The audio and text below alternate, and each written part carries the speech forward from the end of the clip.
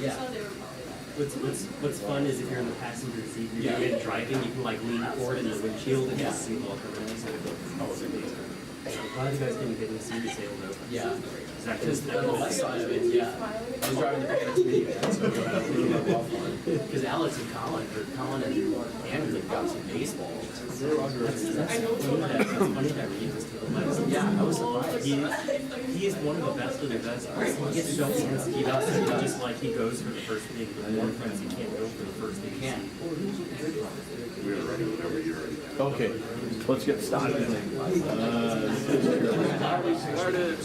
Okay, welcome to our weather discussion for today. It's been a very interesting week around the country. I will not pretend to give you the impression that I have an exhaustive view of what's happened this week, because I haven't. I'm just exhausted. There's no exhaustive view.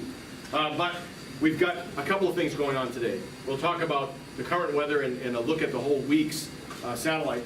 Then Professor Morgan will give us a forecast, and then we're going to have at least Kaylin and Isaac, I think, talking about their trip. And I guess I heard also that there was another party. Layla went with you, so maybe all three should chime in on that. So they went and chased some severe weather on, was it Tuesday and Wednesday? Tuesday. And they extended the invitation to me too, and I scoffed at the invitation, saying I'm not 20 years old anymore. That's just a few years ago, actually, for me now. So, but I would definitely do it under the other circumstances. So let's start with our week-long satellite movie. Remember last Saturday we started out with this low stratus. We had another cyclone over us, this one here. And this low stratus that kind of cleared out. We had a pretty decent second day of the weekend, maybe even second day part of Saturday, if I remember right. Sunday was quite nice. It started out a little bit cloudy. So this goes fast, but that's the beginning of the loop is last Saturday. And that was after a really impressive storm that came through in the middle of the prior week, found its way further east and left us in the low stratus residue on the west side. And then we waited in the rest of the week for something to develop further to the west. So that's Saturday, beautiful day Sunday. And then we could see things were going to develop down in the southern Four Corners area. And you can see late in the week, now we're on the 10th. This is now, it's going every several hours, I guess. So this is going to be the 12th pretty soon. And that's a cyclone to our north. But the big one that just came through the last couple of days is the one that you're starting to see develop here. This is the 13th at 4Z. So we had, I think we had some pretty interesting weather on that evening. And we keep on going. That was Wednesday night.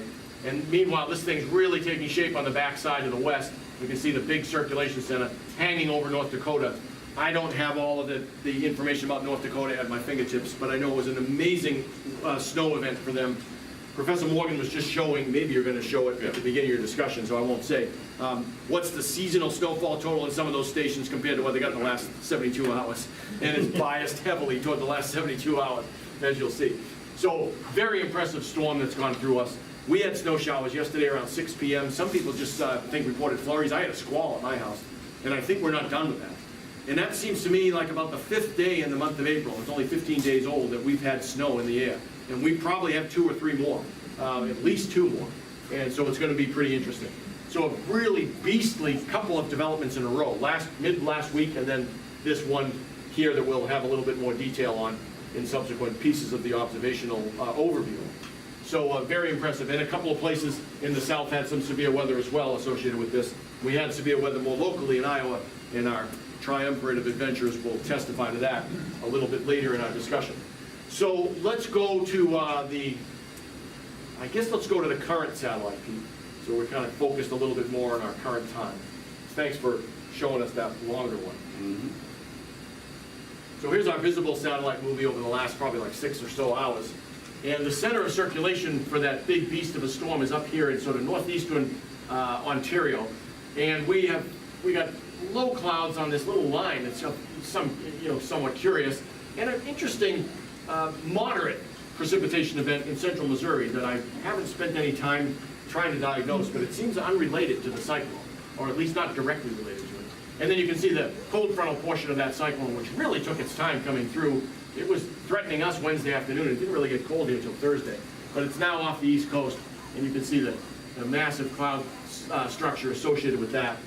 We can't see the next feature upstream, but we will when we go to the West Coast satellite image. It's a really beautiful cyclone in the Bering Sea.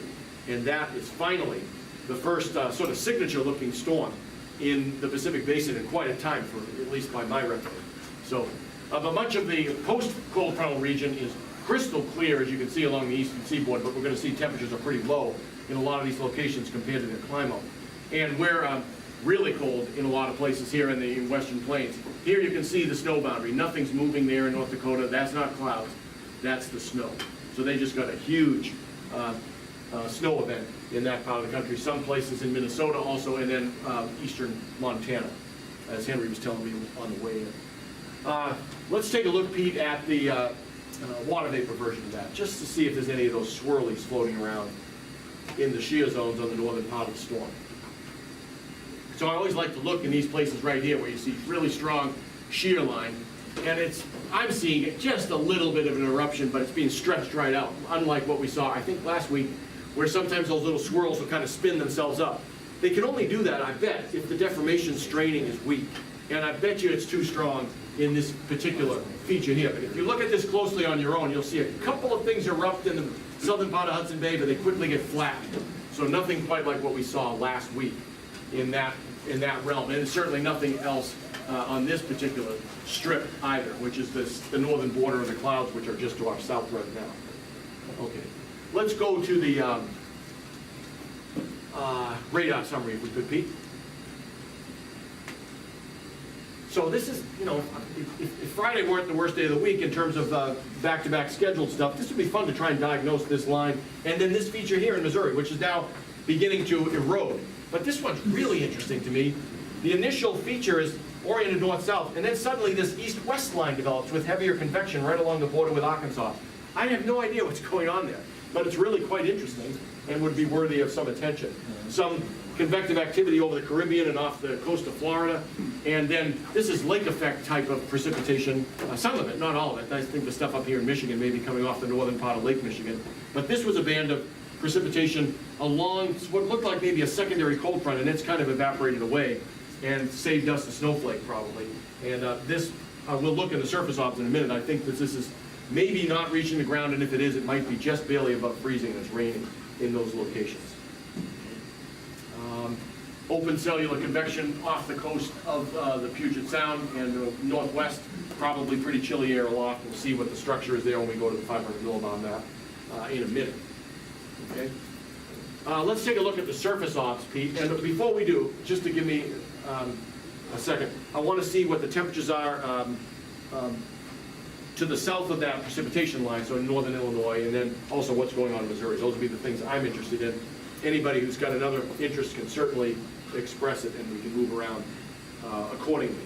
So let's see what we're doing here in northern Illinois, southern Wisconsin, and see if there's any what's happening here. It's obeying its own rules. Yeah, it's like zoomed in weird somehow. Clouds are reported only in these obs in the northern part of the state. This is also true in Iowa. So at least from this, small and select group of observations, it's not precipitating out of that band in our vicinity. Further to the east it is in southern Michigan and into southwestern Ontario in Ontario. So you can see light rain in those locations. John, this strikes me that there is maybe some weak deformation along that temperature grade, so maybe weak planogenesis that's occurring. We have the northwesterly flow, right here. more westerly, and then southwesterly once you get into southern Indiana. So yeah, so there's definitely confluence there, and there's a strong temperature contrast too across the state of from northern Terre Haute up to central Michigan. Look at that, 18 degrees with rain, and it's 57 over 48. So it's warmer and drier. This is post-cold frontal, but it's warmer to the south, and then much cooler to the north. But you're right. I think I see this confluence along the whole line. Actually. Yeah. So that's right. That's a good call. Yeah, with the huge dew point depressions, Milwaukee, 30, 20-degree dew point in Madison. It's going to be tough to precipitate. Yeah, it's falling into really dry air. It's not going to make it all the way down. But when it gets over here and the dew point depression is only 6 degrees or 8, 9 degrees, that's a different story. So interesting. And look at this. This looks like a snow shower. I guess it can't be a snow shower. 46 over 36. I thought that's in 30. We had snow the other day when the temperature was at my house was, I think, 40 degrees. And the dew point was undoubtedly in the teens, which is the only way that can happen. So, but I wish I had a better measurement. I would have been maybe approaching a record, some record for this winter. Here's some snow in North Dakota, light snow still, temperatures in the teens, dew points in the 11. This is brutally still winter up there, and it's the same at International Falls, 20 over 12 with snow. So good for them, man. Nothing like a Easter blizzard. And Benji, you know it's not the first time it's ever happened. This happens frequently in the northern part of Minnesota, as you can well attest. So that's kind of interesting. Okay, what was the other place? Can you remember? In Missouri, we have that rain. Oh yeah, the rain in Missouri, and none of the observations are picking that up. The dew points here are, again, in the teen range. This is a 16-degree dew point depression. This is 12. Here's 15. Maybe it's just not, and 17 down near Monette.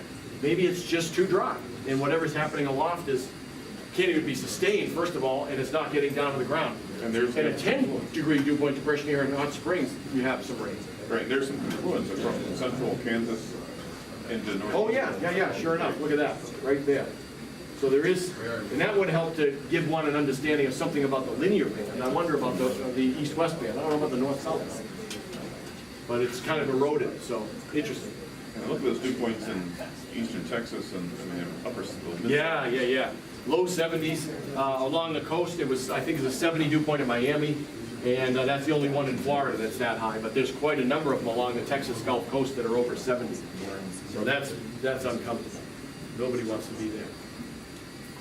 Okay, let's take a look at the 500 millibar chart, if we could, Pete. And of course, we'll use the super Pete. So here's a 12Z analysis from this morning. That is one of the weirdest maps I've ever seen. Don't you think? A little bit. I mean, it's not impossible to understand all the pieces, but to see it all put together like this, I'll bet you find this in 1 in 100, 500 millibar maps, if you just had the time or had a computer program to do it. This is an unusual structure in my sense. I wonder if I'm right. Very cold at the core, minus 38.5 in the southern part of Hudson Bay. And this reflects how impressive and broad scale this circulation is. We've contended with it arguably since Tuesday, and it's still kind of impacting us. And so this is a very intense upper vortex centered just north of Lake Superior. Winds nearly 100 knots on the southern periphery, 95 at Minneapolis, 75-ish in the northern part of Michigan, 90s a couple of other places, so very intense. It's been heavy snow, as we'll see later on in the discussion, over a period of a couple of days in North Dakota. And we're not really done, because there's another disturbance right off the coast that seems connected to this peanut-shaped lobe of low geopotential height. Broad westerly flow across the high terrain. Despite that, we're not going to warm up. That's an unusual circumstance.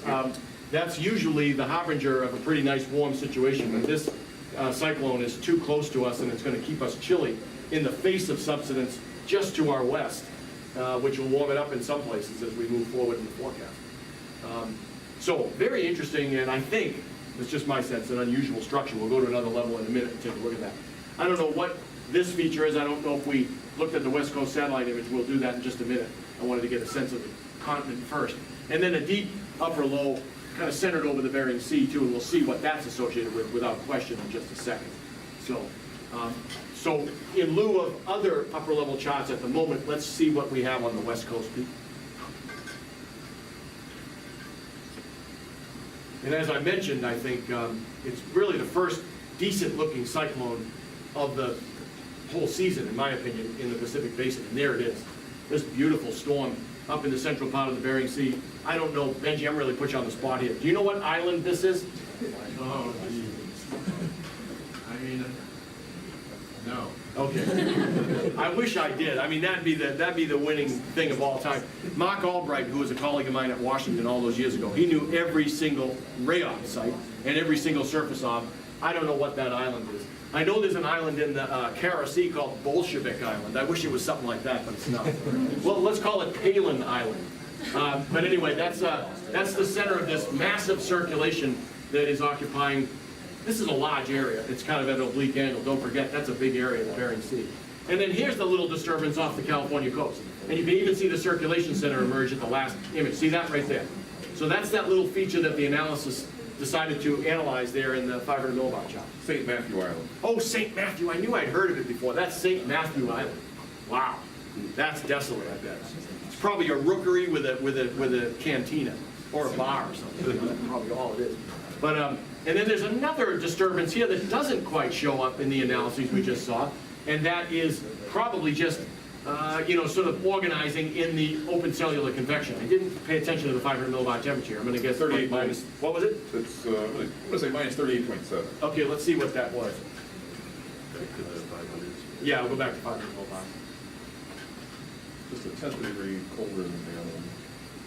Yeah, minus 38.6. That's pretty good guess, Michael. I wonder if you'd seen that before.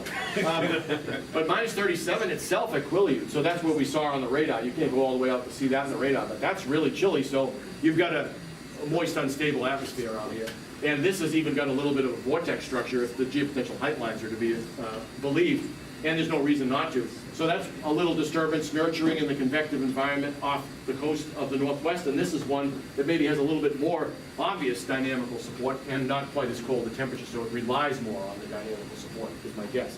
And then you can see the upper feature associated with the feature of the cyclone in the Bering Sea. And even though this is a really horribly oblique angle and can kind of screw around with your perception, you can see the cold frontal baroclinic zone associated with that disturbance right here at 500 millibars. I'm sure we'll see it at other levels as well. John, I just wanted to point out those two features off the west coast, the cold bucket over just east, right there, and then the trough. Those are going to play a role in our upcoming weather event. Oh, Sunday is that night right? and Monday. Yeah. Okay, so we'll keep an eye on that in the forecast. And these are innocuous looking disturbances on the 500 millibar map. They're less innocuous looking on the satellite, but they're small scale, even on the satellite. And one wonders sometimes, can such a small scale feature have a big influence over a large area? And obviously the answer is yes, it sure can. So let's go to first 300 millibars to see the structure of this thing aloft, and then we'll go to 850 to interrogate the thermal structure of that feature off the Bering Sea. So here's the picture at 300 millibars. This is a roaring jet, 117-ish knots across all the way from Central California, from San Francisco Bay. Doesn't slow down much below those peak speeds until you get to Lexington, Kentucky. And it's just about perfectly zonal. So it intersects the high terrain of the Rockies. In the immediate lee, probably in the southern plains, they're going to feel the effect of that subsidence warming in places like Kansas, eastern Colorado, New Mexico, Oklahoma, and Texas. And here's the broad upper trough that's just about exactly in the same place at 300 millibars as it was at 500. So this is the deep equivalent barotropic structure now. Almost the same temperature, actually. It's only 3 degrees colder at 300 millibars. So you've got a poorly stratified column from the middle to the upper troposphere there, which is, I think, characteristic of deeply occluded, the dynamicists say, equilibrated cyclones. And then here's our feature out over the Bering Sea with an intense jet on its southern periphery. That's a 161 knot jet. And that's at high enough latitude that, well, Greg's not here, so he can't tell us that that's a subtropical jet, but he would try. And today I would tell him, you know, you got to put that somewhere else. That's not right. You might be watching on the live. He might be, so I hope he is. This little piece here is most likely the 300 millibar underbelly of the subtropical jet. Let's just peek at 200 to see if that's right. I'll keep an eye on the comments. Looks like maybe it is. This is a little bit further north than that feature, but it does get more robust in those southern latitudes. So that would be interesting if we had the time to just take a vertical cross-section right through there and see what the structure looks like. So that's the picture. But you can have really strong winds at 200 millibars in the polar jet stream too. They're not just in the subtropical jet. But this one's pretty robust across the southern part of the country. Probably has something to do with carving out and maintaining this really deep, huge wavelength trough that sits over the western 4/5 of North America. So they're probably related somehow. The last thing I'd like to look at, Pete, is the lower tropospheric paraclinicity, even though we'll get a funny angle on this storm in the Gulf of Alaska. But I just want to see what we see. So it gets contaminated by the high terrain, but one can see here are a couple of the isotherms at 5-degree increments that suggest the cold fronts in this location. This is probably the triple point of this deep cyclone, because there's a baroclinic zone that starts out right at the peak of that trough that heads a little bit further to the south and then the southeast. There's our, look at this. If you're down at the surface or closer to the surface, 850 millibars instead of 500 millibars, this thing actually is a little closed geopotential height contour with a baroclinic zone on either side. So it starts to look like a little cyclone. That's not the case for that congestive cumulus event right off the Pacific Northwest coast. So a pretty decent thermal structure, evidence of a long occluded thermal ridge, but gets kind of destroyed in the high terrain of western Alaska. Meanwhile, closer to home, we are still subject to some cold advection with a possibility of substantially colder air moving in. It's minus 14 at Minneapolis at 850, and we're at about probably 0 at Madison. And strong west-northwesterly winds providing modest, maybe even strong cold advection throughout the day. And so we may see these clouds occasionally erupt in a little convective shower if the sun peeks out in between them. So that's a pretty strong baroclinic zone, and we're right on the warm edge of it with the tendency for it to be advected towards us. And phenogenically active. And yeah, and your point is really well taken at 850, Mike. You can't miss the confluence on this thing. So that would tend to provide the asset on the cloud side, which we already saw on the radar. It's just not reaching the ground because the underlying dew points are too low, but this is strongly phenogenetic, that's right. So we may see some activity further to our south and east along that line.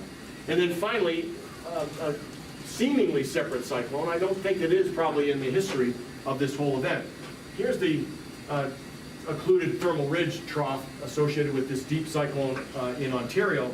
And then right over New England, you can see the beginnings of a development in the Gulf of Maine that seems to rely on a portion of the original cold frontal baroclinicity of this storm. This is like a secondary cold front. And then the original warm front. So it's developing right at the peak of the triple point. So this is like a secondary development that maybe is ongoing here in the Gulf of Maine, tied, I think, historically and physically to this deep disturbance which is sitting over the Great Lakes. So a really interesting, it's been, as we said, it's been an interesting week. And I guess this feature here has maybe something to say about what comes next for us. Great.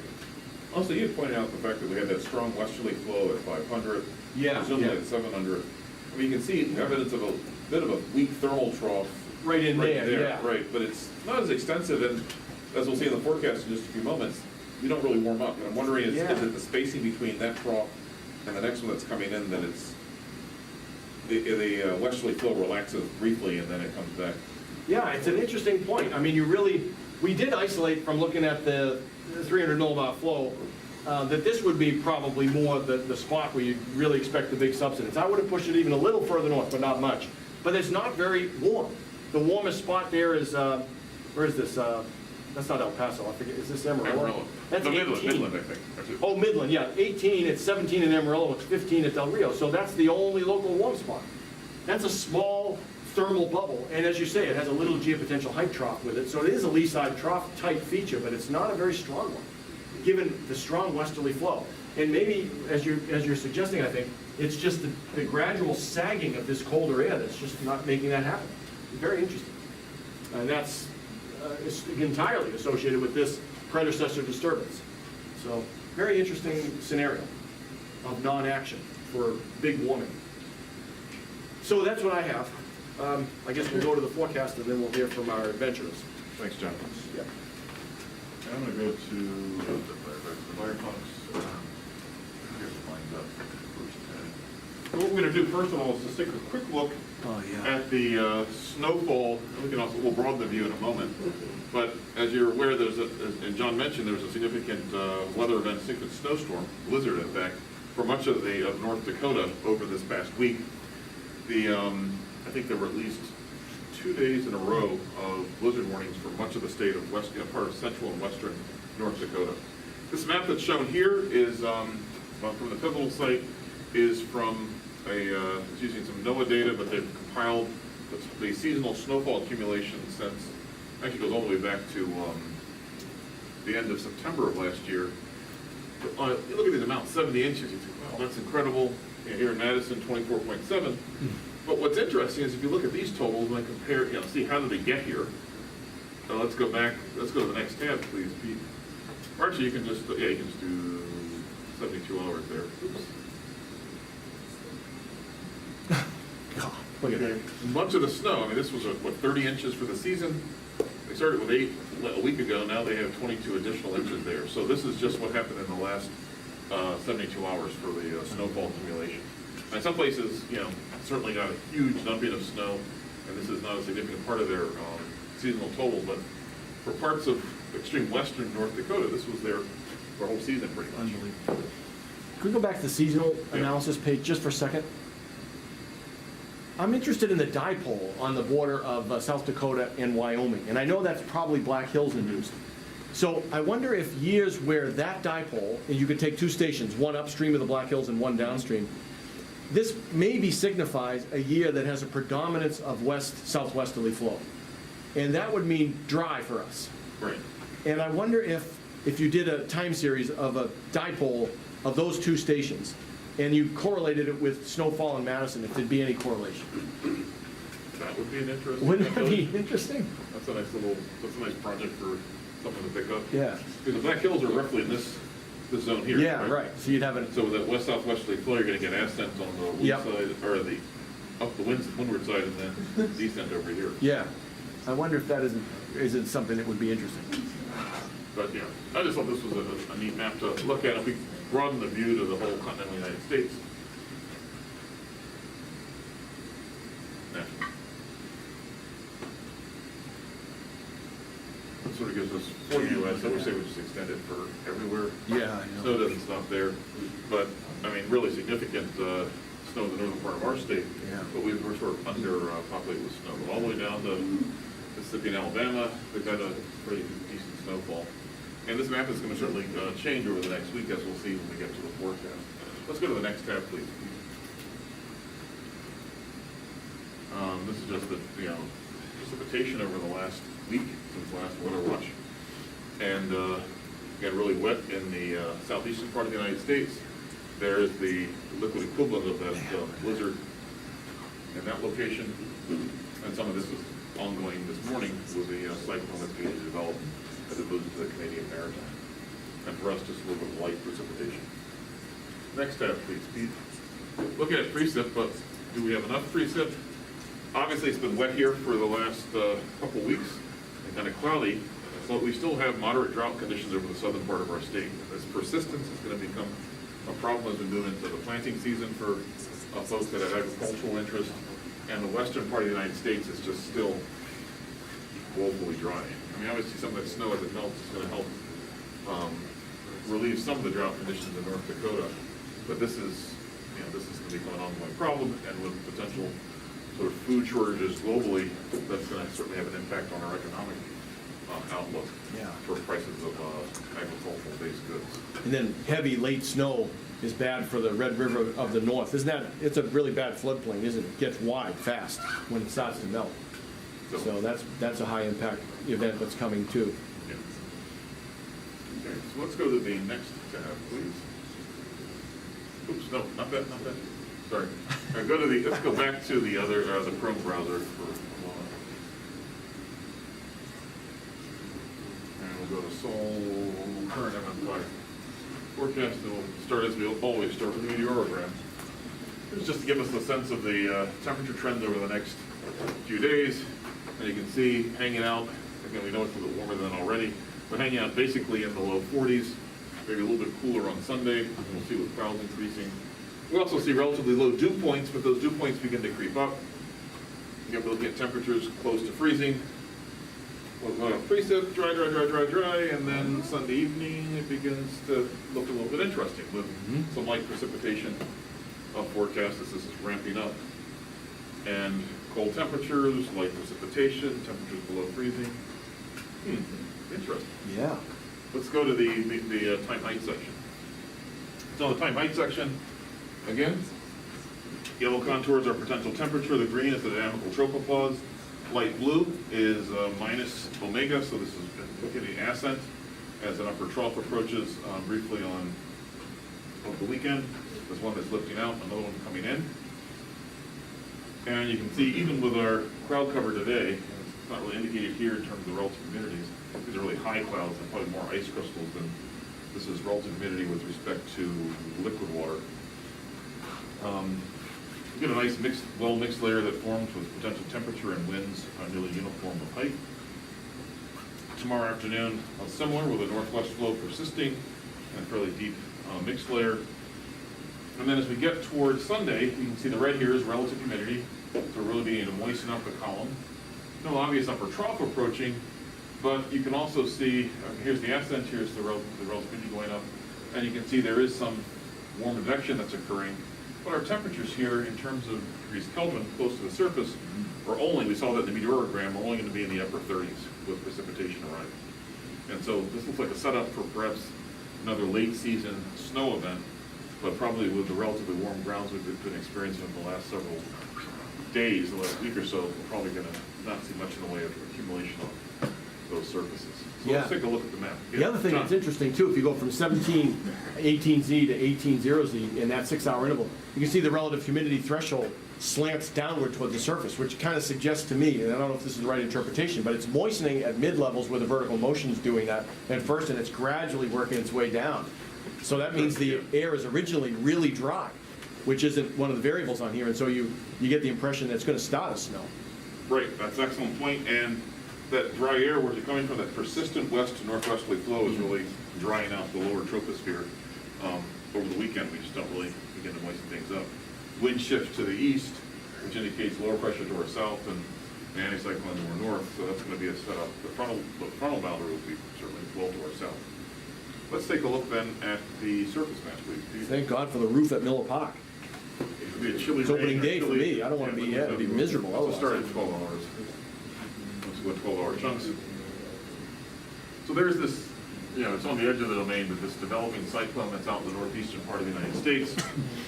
Over us, here's the precipitation we saw in Missouri. These are the 6-hour accumulated precipitation on the mountains, and then also some maybe convective type precipitation along the Louisiana-Texas border. With that old cold front down in the Bahamas, we saw convection and a lot of showers and thunderstorms in that region, and that persists even into this evening.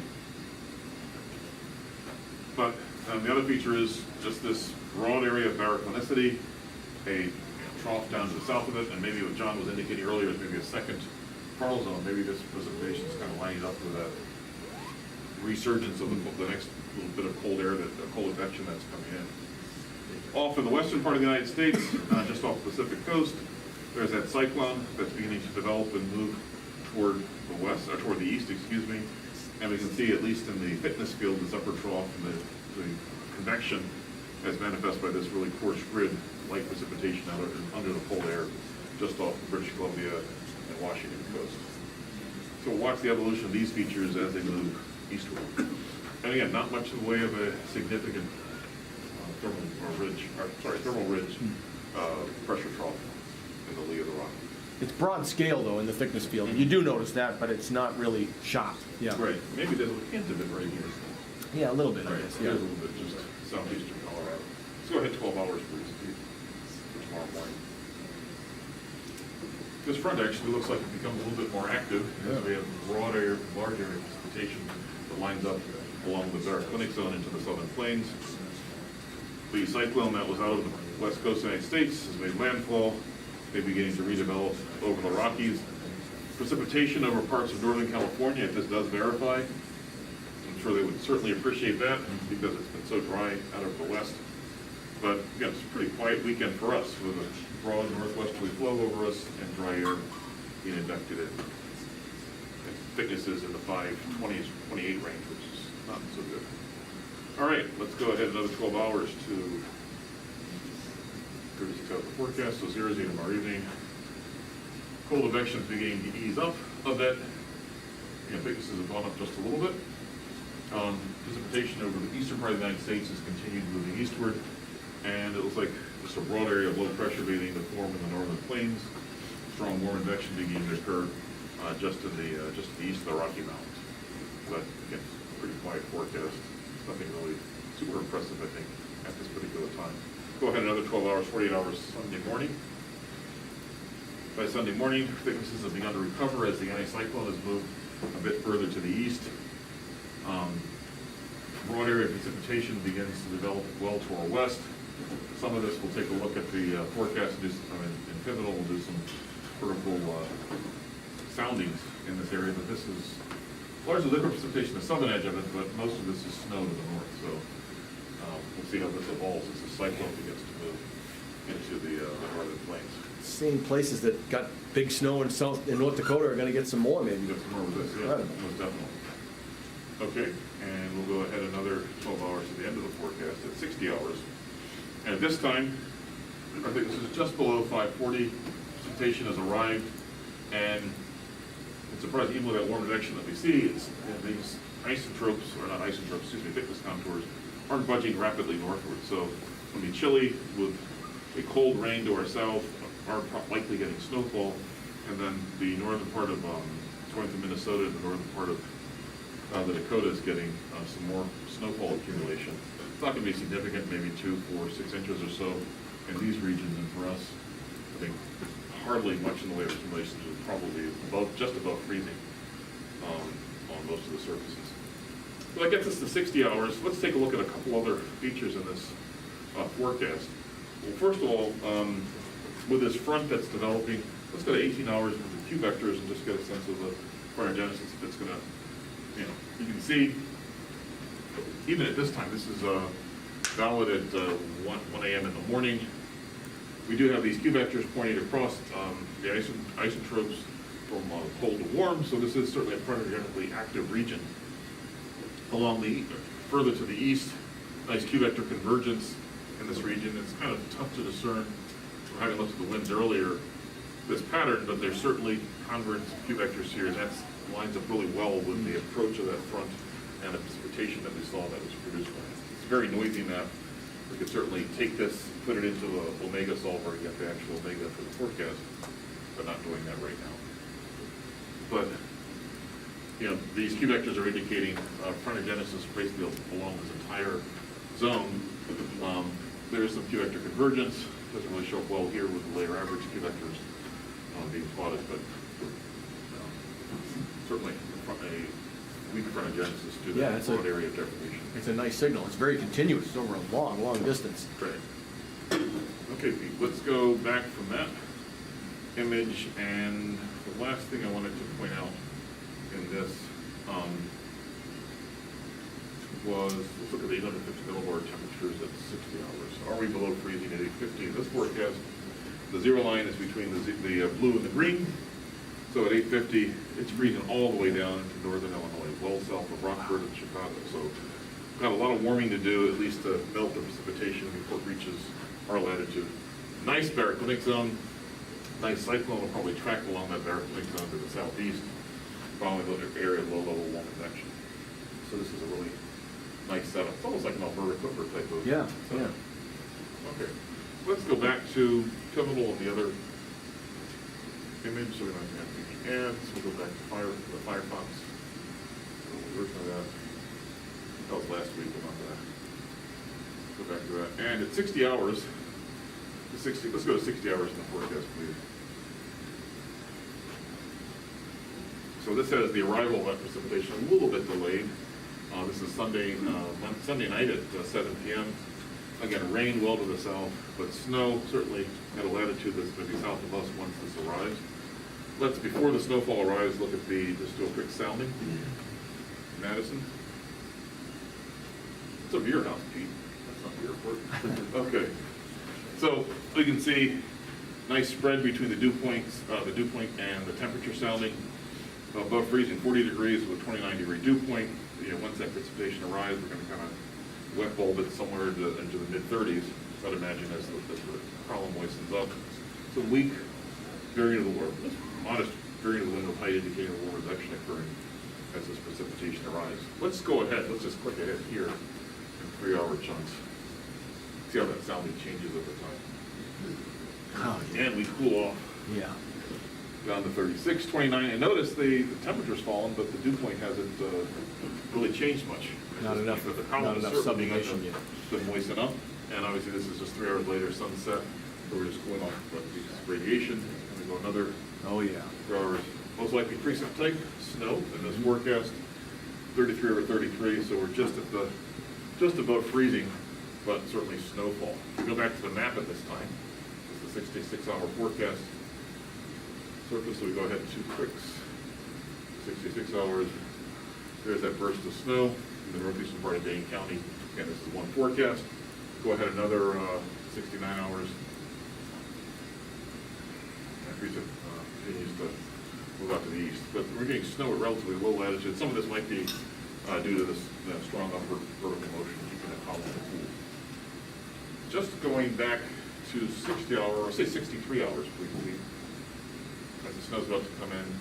Let's just look at some other forecasts valid close to this time, model comparison.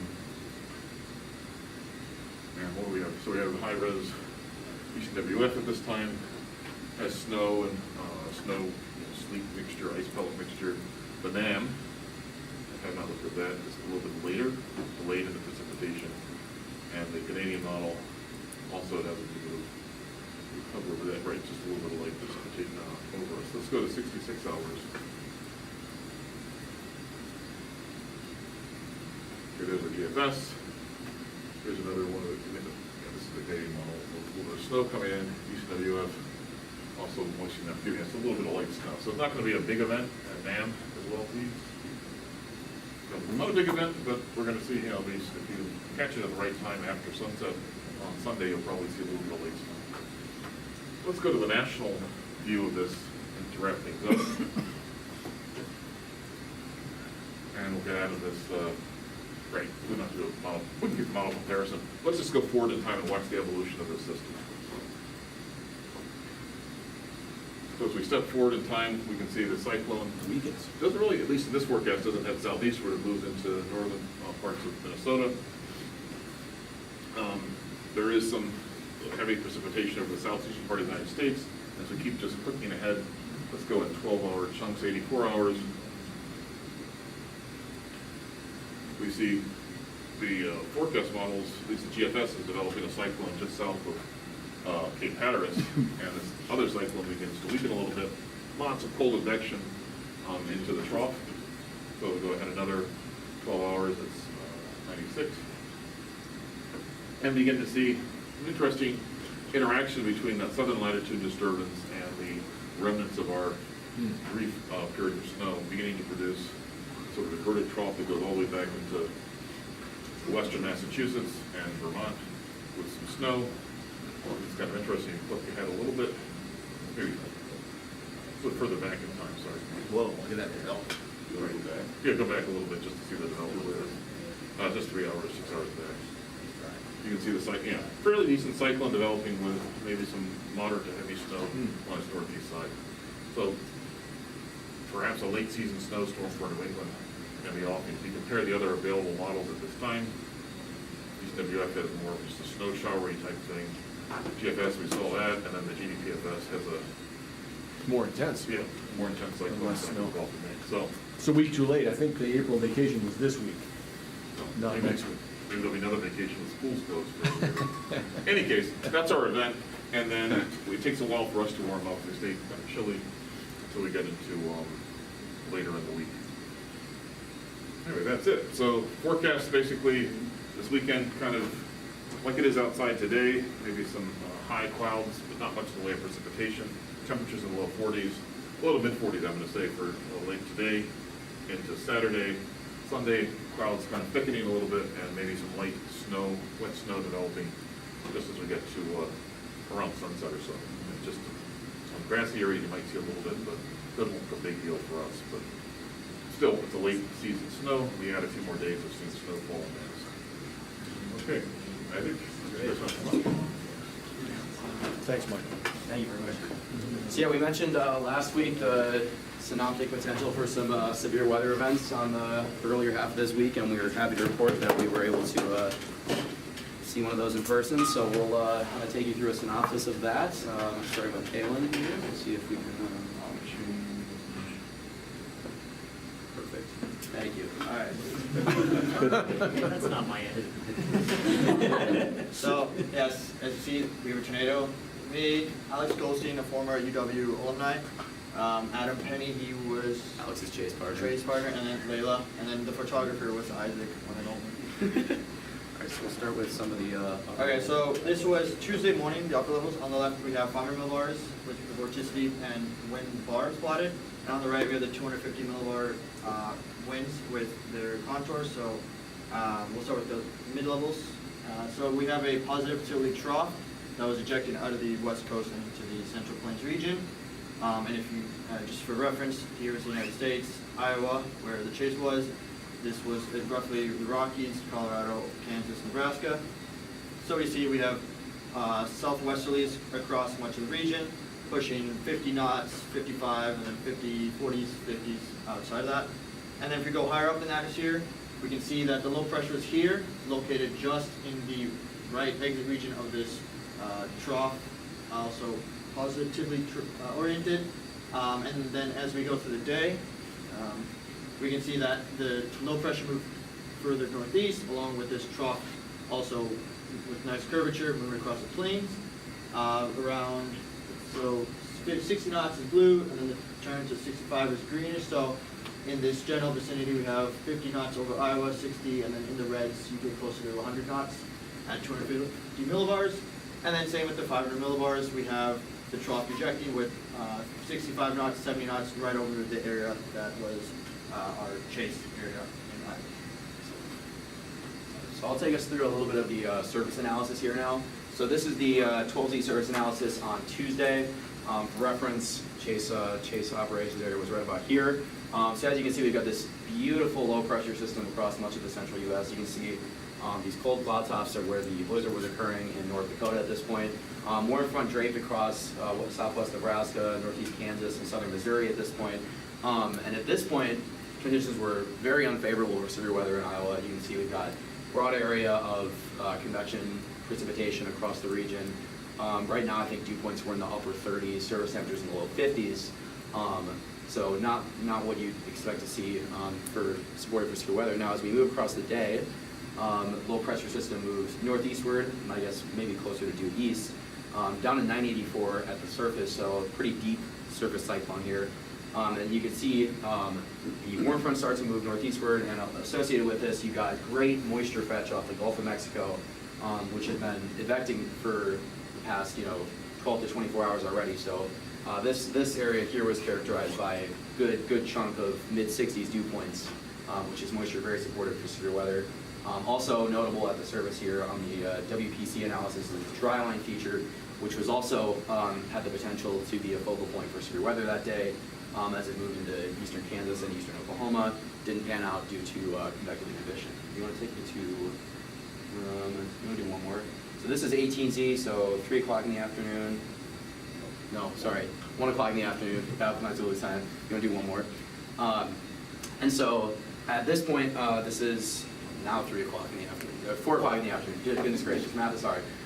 4 o'clock in the afternoon, you can see we've got this warm front now has moved into the southwestern portion of Iowa, and you can also see this beautiful dry slot in the cyclone, which helped get insulation.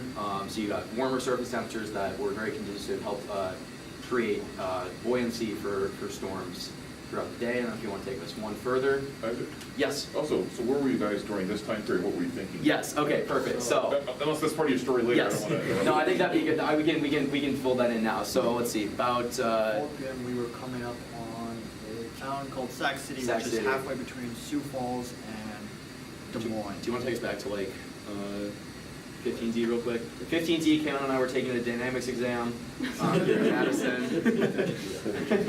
So starting right here, I'm going to take us forward. Left here around 11:30, headed southwest down to Dubuque. One we went past near Waterloo. Yes. And so at this point we were feeling pretty good, seeing the level of advection of moisture as well as this beautiful clearing here across the southwest portion of the state. There had been some uncertainty earlier in the day as to the northward extent of the warm sector, and I was a little worried we were going to have to drive to like Nebraska to get into anything conducive for the weather. But at this point, we were feeling pretty good about it, given the conditions I mentioned. And at this point, we were feeling even better. So I'd say mood trended up throughout the day as we approached. And then you can take a seat. So this is the 7 o'clock 0Z surface analysis. You can see explosive convection right along the warm front in northwest Iowa. This is the storm that produced the tornadoes that we saw. So yeah, pretty textbook synopsis of the surface amount you'd expect to see with severe weather outbreak. Also of note, I forgot to mention earlier, is this thunderstorm which tracked, thank you, from southeast Minnesota all the way over to Green Bay and produced a swath of severe hail, which is 1 inch plus hail reports all the way across the state. So that was pretty impressive. Also some elevated hailers northwest of Warren Front as well. And nothing interesting happened in Texas, right? That's correct. So actually, thank you. You can see also on, this is IR satellite, I forgot to mention, a convection down here, a convection, sorry. Severe thunderstorm down in Texas that also produced a high-end EF3 tornado, which wasn't, I don't think, terribly well anticipated by any of us. I guess I just wasn't really paying attention to Texas at the point, but you know. All right, you want to take us through SBC? Okay, so this was, SVC is the Storm Prediction Center, and they issue outlooks on where severe weather may occur and what type of hazards we might expect. And so this is the 1630 outlook for Tuesday. And we have different categorical risk, thunderstorms, general thunderstorms, marginal, slight, enhanced, moderate, and high risk. And as it sounds, the more wordy it becomes, the more likely to have some big severe occurring. So, moderate risk for much of northwest Iowa, and then the enhanced where the Texas tornado was as well. And you can see that it's just a broad region of slight where there was as you can see the dry line, it was basically oriented right here and the SVC was highlighting very high uncertainty in whether or not the cape or the inhibition along the front would allow for any convection. And as we saw, nothing did convect outside of Iowa and Nebraska, but nothing between Kansas and Oklahoma outside of Texas. And then this is the tornado property, probabilities of seeing a tornado within, I think it's 15, 25 miles, something like that, 25 miles. So broad 5% region for Texas where they did see a tornado. And then you had broad 5, 10, 15 hatched region, which means there's a probability of a significant tornado, EF2 or higher. Within this region, and once again, northwest Iowa, where the highest probabilities were, is where we went. That seems really high. That Yeah. means Yes. 1 in 7 locations at random, if you drive in there, you got a chance. Yes. So you just got to visit 7 locations. Yeah. For expected value of 1. Yeah. Wow. Right, so what directed you to this, I mean, that area is kind of centered over very close to Storm Lake, Iowa, as an example. What got you into that? How do you Yes. position yourself? So we'll get to that a bit further down, but a model of the high resolution rapid refresh, I believe, was locked into a single solution with a single discrete cells forming basically west of I-35 and trekking northeast. And we saw the theta E was, as it was vectored north, there's a slight bulge, which was essentially enough forcing to break whatever inhibition there was still left. And we thought that would be the best play for us. That would occur just west or east of the Nebraska border and in northwest Iowa, which is where we planned essentially the best forcing, the least inhibition, and the best kinematics would occur. Okay, and so this is the SVC reports. So blue represents high wind reports, green is hail, red is tornado reports, and black squares would be severe hail, so greater than Severe wind, triangles of hail. Oh, sorry. Severe triangles in black are severe hail, which is 2 inches or greater, and black squares are high wind, which is 65, sorry. I was forgetting. And you can see that within this the region, we had the hailer that crossed Minnesota, Wisconsin. In this region, we had a couple tornado reports, not as bad as it could have been. And then down south, we had that high end EF3 right here. You can see the red dots representing tornadoes. And then as the line became a QLCS of sorts, it propagated east, and you have high wind reports all the way out into Mississippi. Also, as Professor Martin had mentioned, that 15% hatched area was a very broad area, and Kelton had the objective verification pull up, and the number of tornadoes that were reported did not produce a 15% contour. It was like a 5% was the max of the actual verification. So overall, the event was not as productive in terms of tornadoes as the SBC or I think many expected. In the interest of time, I'm going to keep this brief here, but we'll do some brief sounding analysis here. This is the 12D sounding from, why can't I think of the town name now? Omaha, thank you, goodness gracious, sorry, the X always gets me in the station code. 12D sounding analysis from Omaha. which is a little bit about 2 hours west of where we saw the tornado. So a little bit different in terms of air mass. But what we can see here is we've got this beautiful, these steep lapse rates above about 700 millibars all the way up to 200 millibars. So that was very supportive for large buoyancy once you modify the surface temperature warmer as well as the dew point, so you can get condensation and moist adiabatic ascent. Also of note is this hodograph, which is basically just a way of visualizing the winds here. Very nice curvature, especially in the lowest 0 to 1 to 2 kilometers. Very conducive for tornadogenesis. Obviously, this was earlier in the day, so you wouldn't see these southeasterlies at 1 kilometer, but still a very impressive photograph. This is the 20Z special sounding, also from Omaha. So as you can see, surface temperature is now modified up to 83 degrees with that insulation in the dry slot of the surface cyclone. And you can see a large area of convective available potential energy, which was conducive for thunderstorm development there. Omaha here was west of the axis of highest moisture. I believe dew points in our target area were somewhere in the low 60s range, so even more moisture there and even more conducive for severe weather. Keelan, you want to, should we just? This is just showing that how likely, or the environment, how likely it would be for a strong tornado to occur. And the higher the values are, the more likely it is to occur. You can see in our general area, values were nearly 7, 8 on this scale, which is very indicative of strong tornadoes. And then down here in Texas as well, where the EF3 was recorded, also high values were seen. And then this is just imagery from the day. Oh, that's not what I wanted to do. Sorry about that.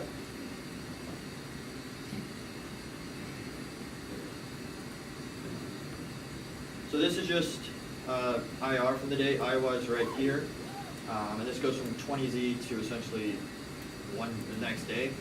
So if you want to stop it, just do it right there. Yeah.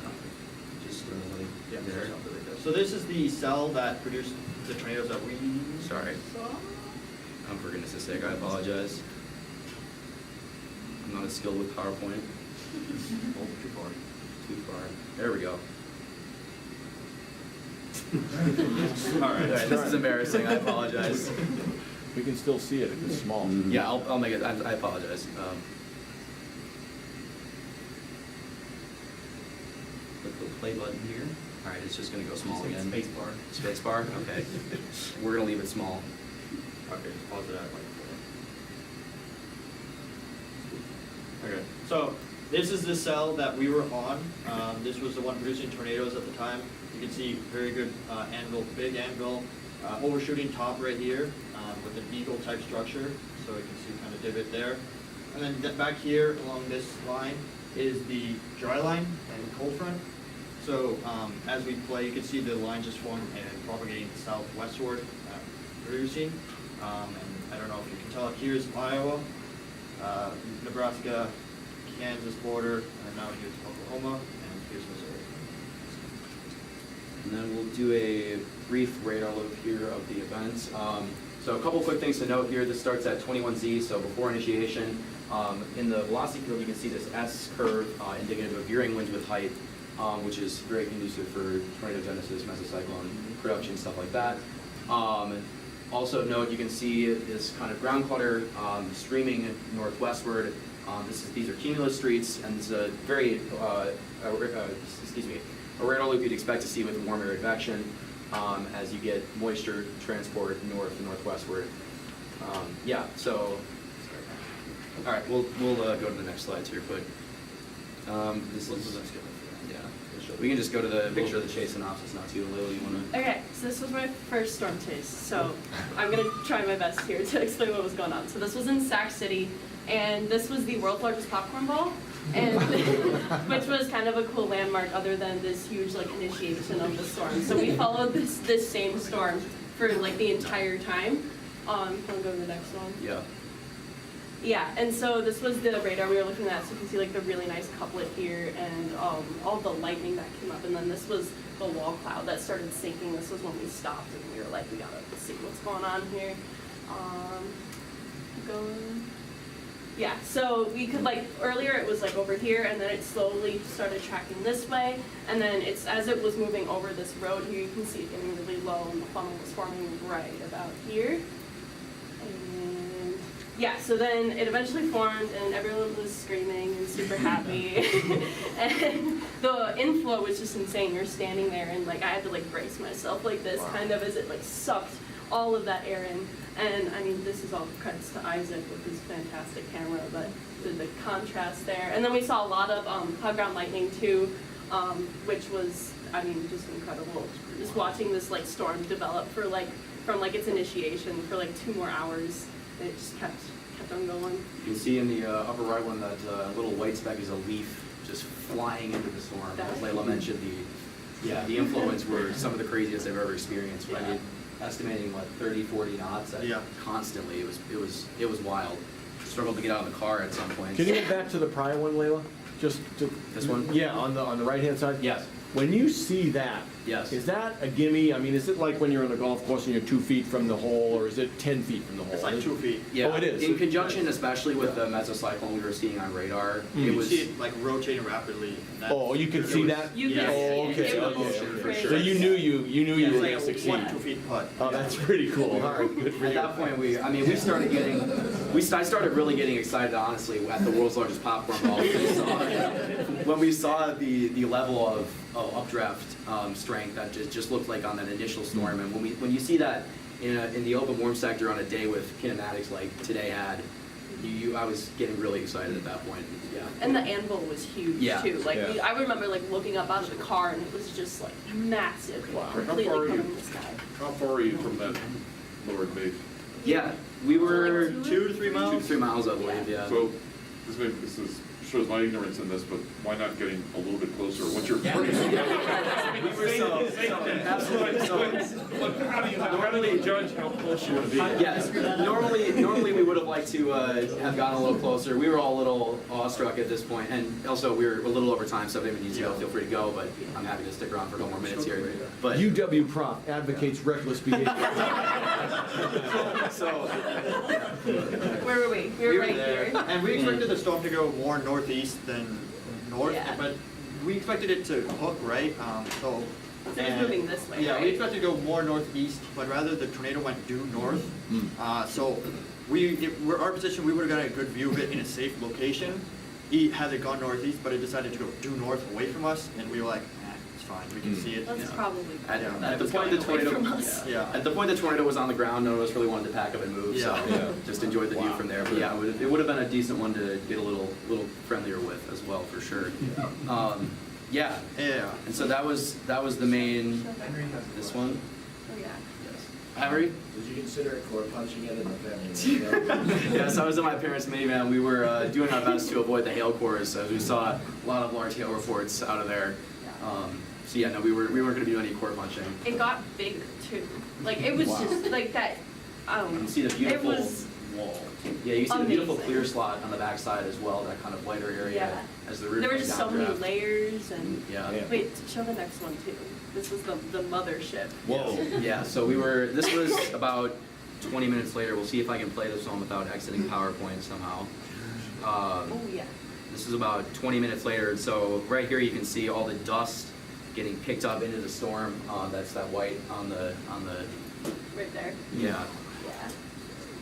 And so we were coming west out of Humboldt, Iowa at this point, and there's just this monstrous storm here. That's scary. Just beautiful striations above, and I'm pretty sure we looked at the National Weather Service storm survey at this point. There was probably a large tornado on the ground somewhere in that dark mass to the right of the road. We didn't have any visual on it, and weren't going to really play around in the rain to try and get visual on it, but it was somewhere in there. Yeah, and that's One view of it that might have been, so this was a little bit further down, but it's kind of hard to see on the projector, but there's a difference in color like that comes down like here Yeah. and over here, which made me think that there's something in there, but we couldn't confirm it from our view. yeah. Other people that were closer confirmed. that. Yeah, from the other side, there was like it's like a quarter mile to a half mile, third mile wide wedge. I think holding off on visual confirmation was a Yeah, good yeah, call. prudent in this Yeah. case. We are responsible. Yes. Michael disagrees. Yeah. Just curious. Yeah.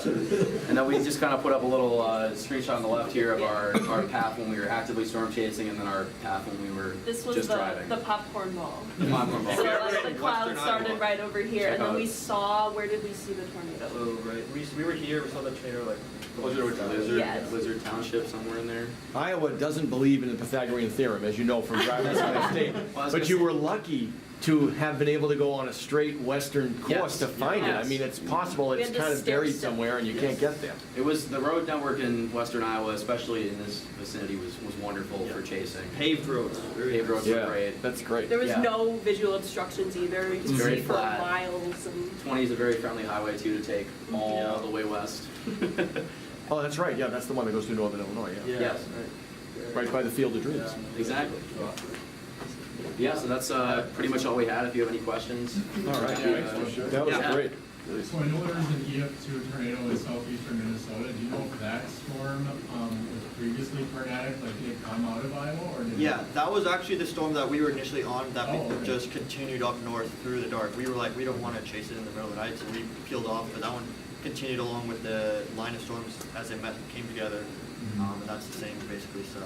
Yeah, those stretches are super cool. And this is completely unrelated, but to go back to Professor Martin's comment about the flood season in the Red River Valley. Oh, yeah. According to the Minnesota State Climatology Office, there are portions of the Red River Valley that are in the 99th percentile for snow cover for this day. Oh, boy, that's a disaster waiting to happen. Wow, that's amazing. Because they had a bad one in '97 we were talking about. Yeah. Oh, man. Angela Rowclass said, nice job, the beautiful walkout, thanks for sharing it all. Excellent. Thank you very much. Yeah. Michael, thank you. Excellent. So are you all 1 for 1? Layla's 1 for 1 now. I'm, Yes. I'm 5 for 5 in Iowa, I think. I'm like, overall, like 6 for 13 or something like that. 6 for 10. good. I Yeah. chalked that up for one. That Yeah. was insane. No, no, no. Just Nah, insane. we didn't plan that well. We did, and it was like perfect too. We did a Like, great were job. We did a just good like team. everything. I was pretty proud of our forecast